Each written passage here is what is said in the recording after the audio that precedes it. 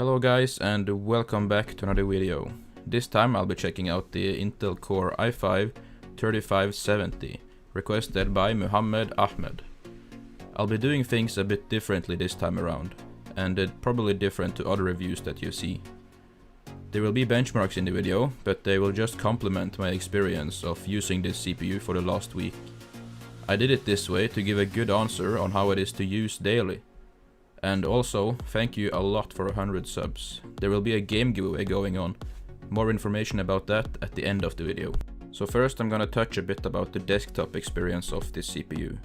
And using it wasn't as bad as I had expected, but I could definitely notice a difference to the 3770K that I normally use. And the biggest difference was just in speed.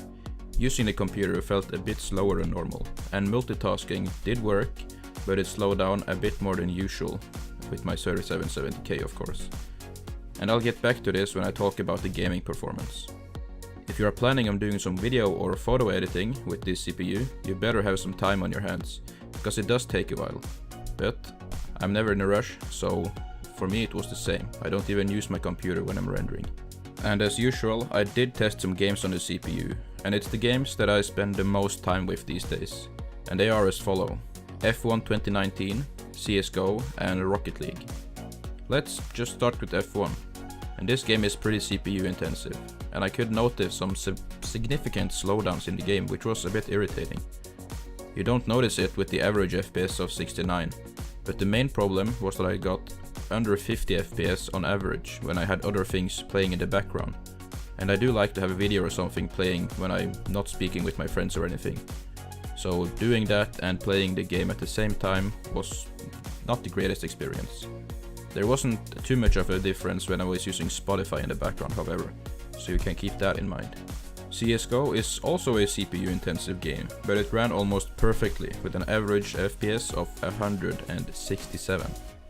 And that's really all I have to say about this game. It's easy to run on most computers, and if you're struggling to run this game with a second generation or lower end i5 in some earlier generations, I could see this being a good and cheap upgrade actually. Rocket League seems to run great on most computers, and is not known to be a hard game to run anyway. I got an average FPS of 193, and that's a lot more than I'm used to, since I usually lock this game at 144 FPS, so I can avoid some stuttering. So this game isn't an issue to run at all, and actually most games weren't.